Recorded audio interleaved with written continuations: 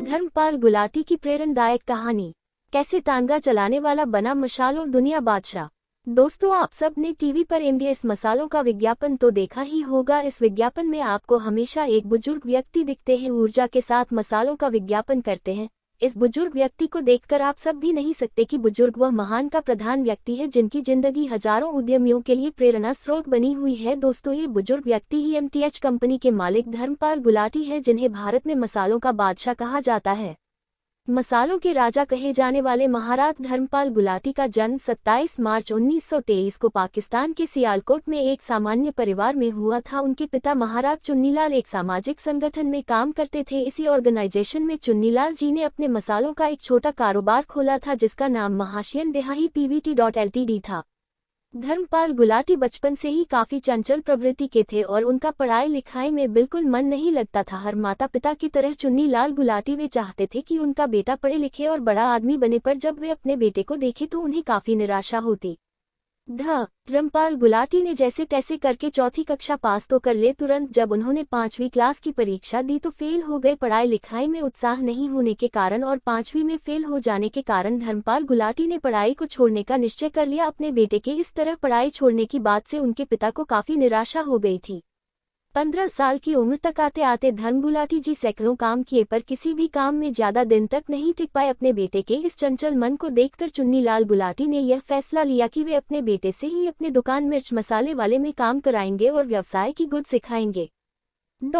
सन 1947 में भारत के लोगों को आज़ादी मिली। आज़ादी के साथ साथ वह घाव भी मिले जिसका दर्द आज भी लोग भाग रहे हैं। 1947 में आज़ादी मिलने के बाद देश के विभाजन को लेकर पूरे भारत में सांप्रदायिक दंगे भड़क उठे। इस दंगे में 10 लाख लोगों की मौत हुई और लाखों को अपना अपना घर बार छोड़कर पलायन करना पड़ा। इस भयानक नरसंहार से धर्मपाल गुलाटी का परिवार भी अछूता नहीं रहा। जन्म स्थान सियालकोट तक पहुंच गई, जहां हजारों हिंदुओं को जान से मार दिया गया। ये दुकान और संपत्ति जला दी गई। इन सब से बचने के लिए पलायन एकमात्र रास्ता था। इसलिए घर में धर्मपाल गुलाटी जी भी सियालकोट छोड़कर भारत के लिए निकल गए। भारत पहुंचने के बाद उन्होंने कुछ दिन अमृतसर के रिफ्यूजी कैंप में बिताए, फिर वहां से वह देश की राजधानी दिल्ली में अपने एक रिश्तेदार के घर आ गए। देश के विभाजन के बाद उनका घर, दुकान, व्यवसाय सब पाकिस्तान के हिस्से में चला गया और सब बर्बाद हो गया।